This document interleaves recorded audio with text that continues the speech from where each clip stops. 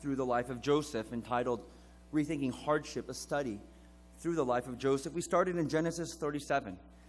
And the title of my sermon in Genesis 37 is Nothing Can Stop What God is Doing. Not mistakes that your parents have made, not bad things that other people have done to you, and not even things that you've done to yourself. That nothing can stop what God is doing. And then we looked at Genesis chapters 39 and 40. And we saw that I entitled it Building Faith and Character. Building character and faith. That during Joseph's time as a servant in Potiphar's house and in prison, that God was teaching him and building up faith and character. Last week, we looked at Genesis chapters 41, and especially we saw that God was teaching Joseph humility. And where we're at today in Genesis 42, Joseph is no longer being prepared to be a ruler of Egypt. He is a ruler of Egypt. He is second in command in Egypt. This story, when it started, Joseph was 17 years old. 17 years old. And when he becomes ruler over Egypt, Joseph is 30. He's 30. So that's 13 years. 13 years of training, 13 years of learning about faith, character, and humility. What happens in Genesis 42 is that Joseph meets his brothers, the same brothers that sold him into slavery. He meets his brothers again. And it's not 13 years now, it's actually probably about 20 years later. Because it's 13 years when Joseph becomes ruler over Egypt. But remember, there's 7 years of plenty. And this story takes place during the famine. And it takes place 2 years into the famine, right? And so that you have to add on 9 years, right? So it's probably like 19 or 21 years. And so this is when Joseph is about 40 years old when this story takes place. And again, if you want to understand this story, you really have to try to put yourself in Joseph's shoes. He hasn't seen his family in 20 years. He's actually thought that he would never see his family again. That's why he named his first child Manasseh. Remember?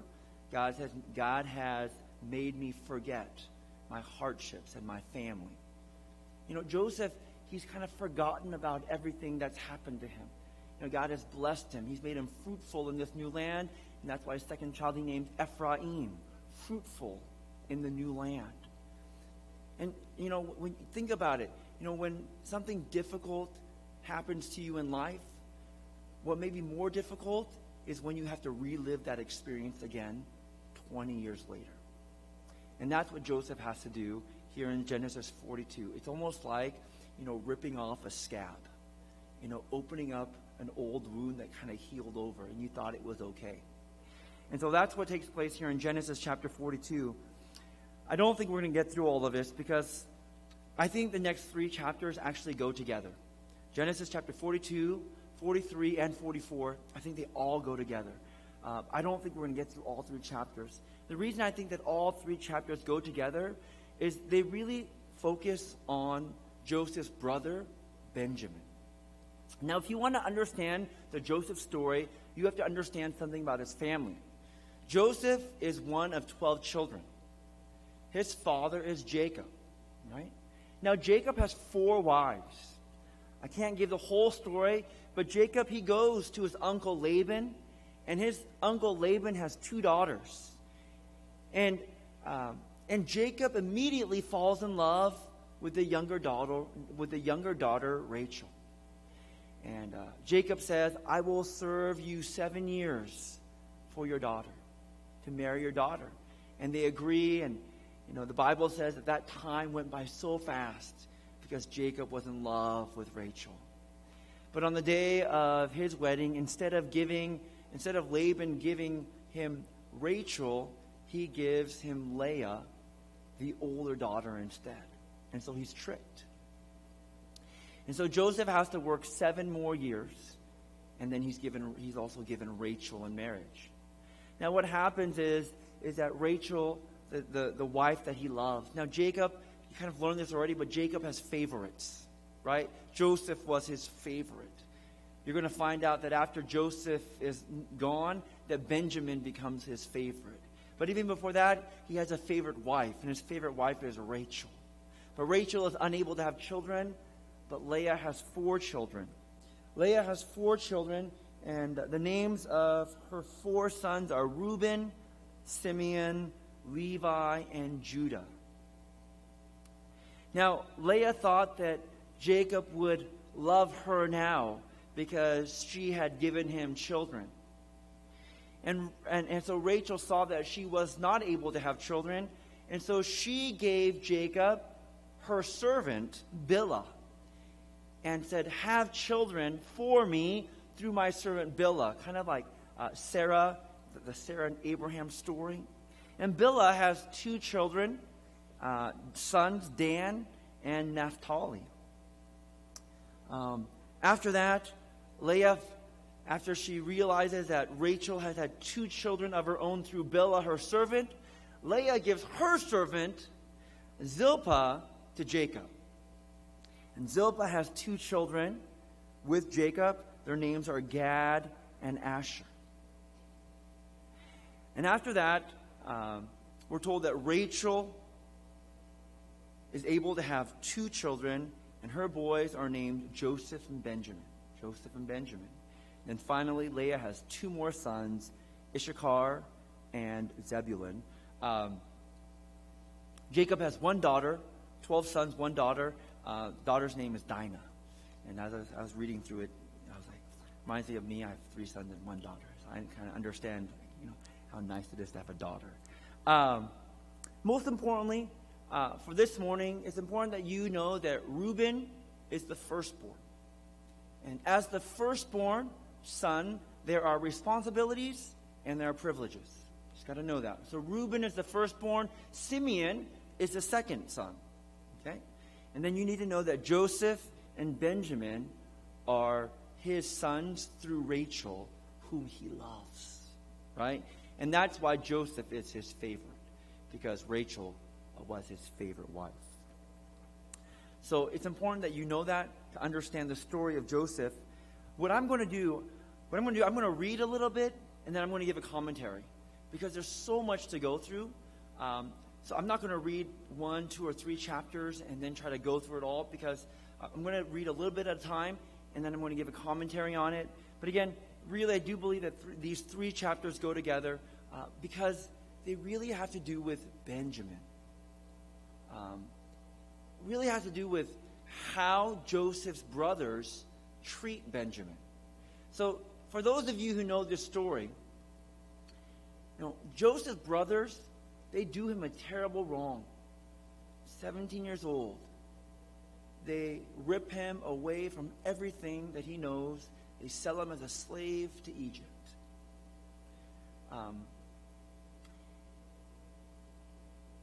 And what you're going to see here is what Joseph wants to know is, how have you treated my brother? So remember, Joseph has 1 full brother, right? He has 10 half-brothers, same father, different mother, but he only has 1 true whole brother, right? And that's Benjamin. So here we go. We're going to start here in Genesis chapter 42. We're going to start in verses 1 to 5. This is the word of God. When Jacob learned that there was grain for sale in Egypt, he said to his sons, "Why do you look at one another?" And he said, "Behold, I have heard that there is grain for sale in Egypt. Go down and buy grain for us there, that we may live and not die."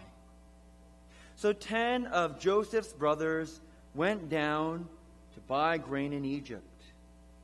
But Jacob did not send Benjamin, Joseph's brother, with his brothers, for he feared that harm might happen to him. Thus the sons of Israel came to buy among the others who came, for the famine in the land, for the famine was in the land of Canaan. So we learn a few things in these first few verses. First, that the famine that was in Egypt, that is also in the land of Canaan. We see that some things have changed, but some things have not. Jacob hasn't changed. Jacob still has a favorite.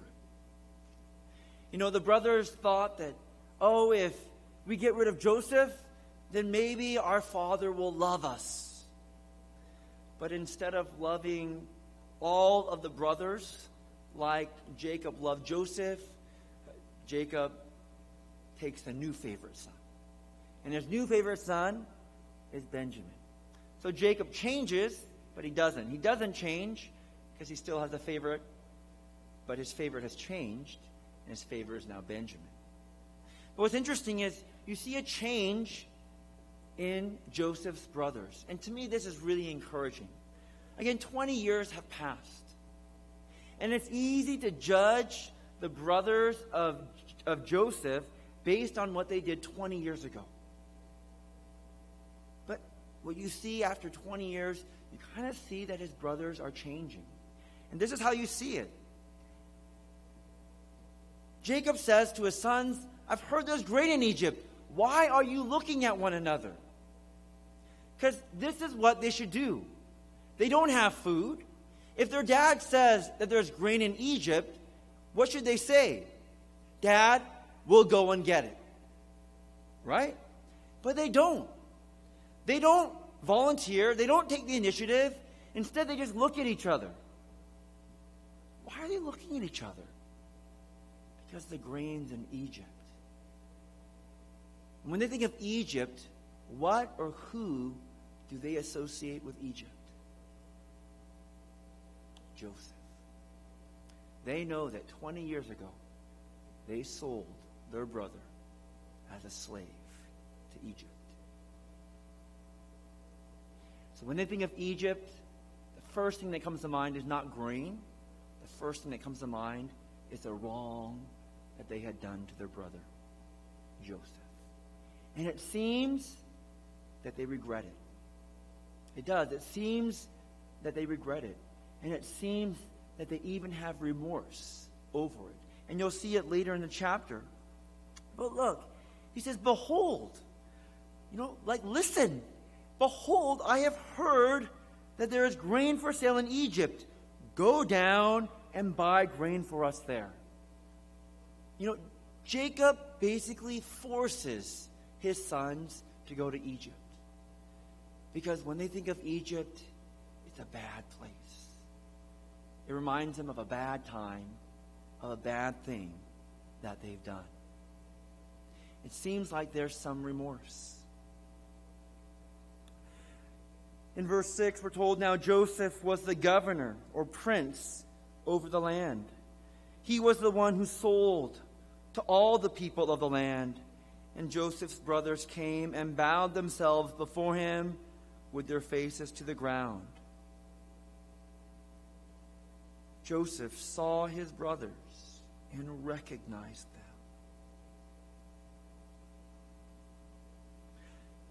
You just have to pause and wonder the shock and the awe that Joseph experienced in that moment. Like he never thought that he would see his family ever again. And here are 10 of his brothers. The 10 brothers who sold him as a slave to Egypt, bowing down before him in need of his help. Honestly, I don't think Joseph knows how to feel. I really don't. I don't think he knows how to feel. I don't think he really understands what's going on. All he knows is that he sees 10 brothers. He sees 10 brothers, and they kind of look familiar. Now, I'll say this. He is not certain, I don't think, that they are his brothers. He thinks he recognizes them. There's 10 brothers. But if you're Joseph, what are you thinking? If you're Joseph, you're thinking two things to yourself. One, do they recognize me? Right? I recognize them, but the first question you're asking is, do they know who I am? But the second question Joseph is asking is,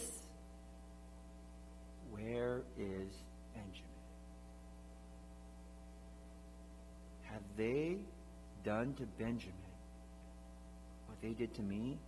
Where is Benjamin, my brother? Right? So we're going to go on.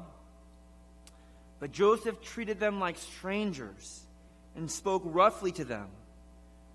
Where do you come from? He said. They said, from the land of Canaan to buy food. Maybe they are his brothers. 10 brothers from the land of Canaan. And Joseph recognized his brothers, but they did not recognize him.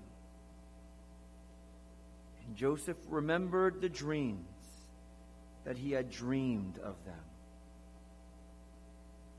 And he said to them, you are spies. You have come to see the nakedness of the land. They said to him, no, my lord, your servants have come to buy food. We are all sons of one man. We are honest men. Your servants have never been spies. He learns another thing. 10 brothers from Canaan, all from the same father. It seems like these are his brothers. But Joseph said to them, no, it is the nakedness of the land that you have come to see. And they said, we, your servants, are 12 brothers, the sons of one man in the land of Canaan. And behold, the youngest is this day with our father, and one is no more. Now Joseph knows for certain that these are his brothers.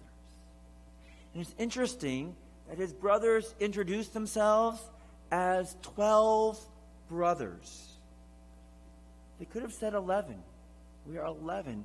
But they said 12 brothers. One is with our father, the youngest is with our father, and one is no more. What does that tell you about Joseph's brothers? They have not forgotten him. As much as they tried, and as much as maybe they wanted to forget about their favored brother Joseph, they couldn't forget about him. And they haven't. And if you're Joseph, and you heard that, like in one way, it would be comforting. It would be comforting to know that your brothers haven't completely forgotten you. We are 12 brothers, the son of one man in the land of Canaan, and behold, the youngest is this day with our father, and one is no more. The question is, how does Joseph know that they're telling the truth? You don't blame Joseph for not trusting his brothers. The last experience he had with them was not very good. So they tell him a story, and he's certain that these are his brothers, but how does he know that his brother is alive? How does he know that his brothers are really, how does he know that his brother Benjamin is really well? But Joseph said to them in verse 14, it is as I said to you, you are spies. By this you shall be tested. By the life of Pharaoh, you shall not go from this place, unless your youngest brother comes here. Send one of you, and let him bring your brother, while you remain confined, that your words may be tested, whether there is truth in you, or else, by the life of Pharaoh, surely you are spies. And he put them all together in custody for 3 days. Now imagine these 3 days. If you're the brothers, what are you talking about? Well, the man said that only one of us can go. If that one that goes does not successfully bring Benjamin back, the rest are going to die. Do you think that Jacob is going to let his youngest son Benjamin come to Egypt? I don't think so. It's his favorite child. He considers him maybe his only child. Jacob is protective of Benjamin, and all of the brothers know it. All of the 10 brothers, they know that their dad is not going to let Benjamin come to Egypt very easily. The chances are that the one that goes will live and the remaining 9 will die. So what are they doing for 3 days? I guarantee you they're fighting, because that's what they do best. They fight. They blame each other and they fight. And they're trying to decide who's going to go and who's going to stay. But think about Joseph. How would you be if you were Joseph? For these 3 days, you'd be happy, but you'd be mad. You'd be struggling, I think. I think you'd be wrestling. You all know the end of the story. You all know that at the end, that Joseph forgives his brothers. I don't think that forgiveness is guaranteed yet. I don't. I think Joseph is still really wrestling with his emotions. I think he's wrestling with his past. I think there's real pain that he's experiencing. You'd all agree sometimes reliving a painful experience is more difficult than actually going through it the first time. And that's what Joseph is doing. He's reliving the worst moment of his life. I'm sure there's anger. I'm sure of it. I'm sure there's bitterness. I'm sure there's hurt. I'm sure there's joy and happiness in being reunited with his brothers. I think these 3 days are really hard for Joseph. But let me ask you a question. What do you think would have happened if Benjamin wasn't alive? We all know that he is. Most of you know this story. And you know that Jacob allows his favorite son Benjamin to come to Egypt. But let me ask you, Joseph doesn't know that. Joseph does not know that his brother is alive. What do you think would have happened if Benjamin was not alive? I don't know. All we know is that he was alive and that he is alive. So in verse 18, on the 3rd day, Joseph said to them, "Do this and you will live, for I fear God. If you are honest men, let one of your brothers remain confined where you are in custody." He changed his mind. Let one of you stay in custody. And let the rest of you go and carry grain for the famine of your households. And bring your youngest brother to me. So your words will be verified, and you shall not die. You need to understand, if Benjamin doesn't come back, death is the punishment.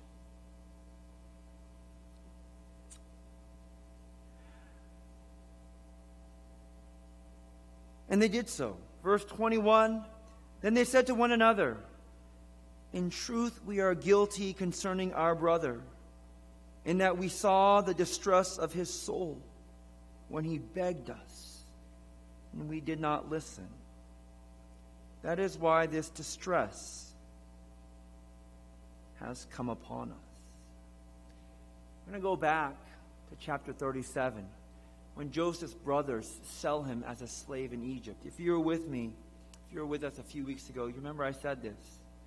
Imagine how Joseph feels when he's in the pit. He probably thinks it's a joke.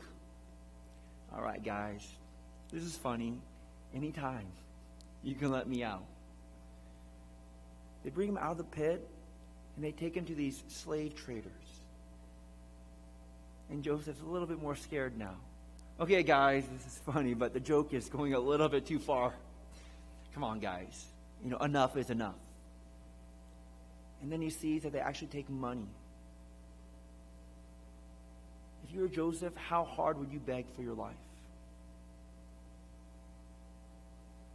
How hard would you beg for your brothers to stop? But in the hardness of their heart, they sell their brother. Do not harbor bitterness anger and jealousy. Nobody is immune. It's because of their bitterness, their anger, and their jealousy towards their brother that they ignore his distress. And in the hardness of their heart, they sell their brother as a slave. We are guilty concerning our brother, in that we saw the distress of his soul when he begged us and we did not listen. This is why this distress has come upon us. You know what they're saying? Remember, when they think of Egypt, what's the first thing they think about anyways? They think about Joseph. And what are they saying? They're saying we're getting what we deserve. Right? That's what they're saying. We're getting what we deserve. We deserve this because of what we did to our brother Joseph. Verse 22, and Reuben answered them, did I not tell you not to sin against the boy? But you did not listen. So now there comes a reckoning for his blood. Now you might think that Reuben is really up and up, but this is a very prideful and arrogant statement. Because if anybody protected Joseph, it should have been Reuben. It was Reuben's idea to put him in the pit. Because they said, let's kill this dreamer. And Reuben says, no, let's not kill him. Let's just put him in the pit. Now it's true that when they sold Joseph, that Reuben wasn't there. He went away. So he did not know that his brothers sold Joseph. But you know what? If Reuben really did what was right, he would say, no, leave the boy alone. Reuben, as the oldest, it's his responsibility. And rather than Reuben taking responsibility for what he did and for what happened to Joseph, what does he do? He said, it's not my fault. It's your fault.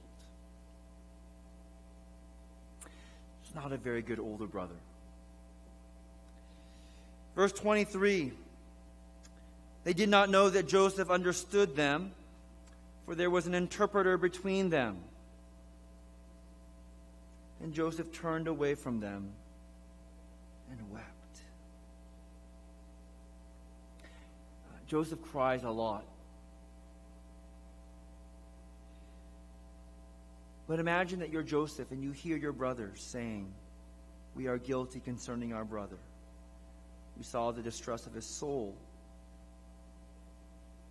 When he begged us, we did not listen. They're admitting what they did was wrong. And they did not know, I'll say this, Joseph did not know Reuben's part in all this. This is the first time that Joseph has heard that Reuben actually tried to save Joseph. He doesn't know this. This is the first that he's heard of it. He doesn't know actually what transpired. And it's true, Reuben said, don't kill the boy. But Reuben's hope was to reunite him to his father and to be praised by his father. He wanted to get back into good graces with his father. Remember, Reuben slept with his father's concubine. And so after that was shunned by his father. Shunned by his father. But he was hoping that if he could save his dad's favorite son, then maybe he could come into his father's good graces again. But still, Joseph, for the first time, he's heard that it's Reuben who tried to save him. Now, whose voice did Joseph hear in the pit? He heard Judah's voice, right? Remember, Judah is the one that said, what good is it if we kill him? Let's sell him. Which brother do you hate the most? Come on, right? It's Judah. Because you heard Judah's voice. This is the first time he's heard anything about Reuben. And Joseph wept. Joseph, he'll do a lot of weeping. Over these next few verses, there's a lot of weeping. And I'll tell you, there's a lot of healing in tears. And that's what you see. Joseph, what I love about the story of Joseph is he's just a person. He's a broken person. He's a hurt person. But God restores him. God heals him. And God heals him through tears. God heals him through tears, and he weeps. And Joseph returned to them and spoke to them. And look at, he took Simeon from them and bound him before their eyes. Joseph chose who was going to stay. Why Simeon? Why wouldn't you keep Reuben? Reuben's the oldest. Because he just heard, I think. Reuben said, "Did I not tell you not to harm the boy?" I wonder if Reuben is getting off and the second oldest is being held responsible. Simeon. In my family, it's kind of the same way. My oldest son is Caleb, but my second is Elliot. And Elliot knows that he's got a responsibility as the second oldest, right? And maybe Joseph is holding Simeon accountable. So he bound Simeon before them. And Joseph gave orders to fill their bags with grain and to replace every man's money in his sack and to give them provisions for his journey. And this was done for them. For the sake of time, I need to stop there. We'll continue in this story. For the next few weeks, this is a story about forgiveness. All I want to say is forgiveness does not come easy. Forgiveness is a process. Forgiveness is a decision, but it's a process. And you see the process that Joseph is going through. The last thing I wonder is, most of you know, and I'm going to ruin the story for you, but Joseph forgives his brothers. It's amazing. Wouldn't you agree? They don't deserve it. I think Joseph is a Christ figure in the Old Testament. This is not a story about someone else. This is a story about us and God. It's about how we have so terribly wronged God.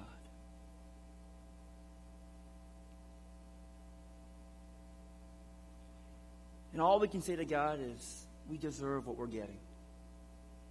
We deserve what we're getting. I think Joseph's forgiveness is a real good example of God's divine forgiveness. But think about this. I don't think that Joseph's forgiveness is completely unconditional.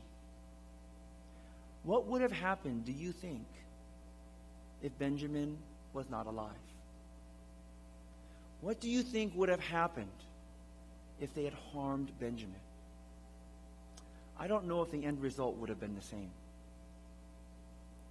The forgiveness was conditional on how they treated Benjamin, I think.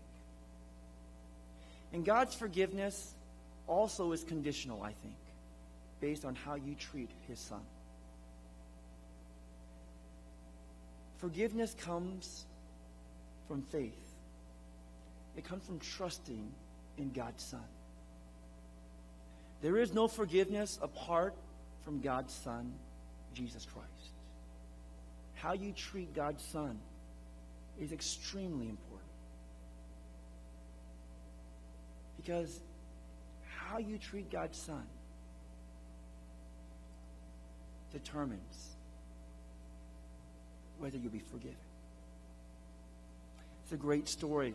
Again, we'll continue. You can read it at home ahead of time, and you can so you can better study it with us here on Sundays. But it's an amazing story about forgiveness. Would you pray with me as we close today? Oh God, as we read this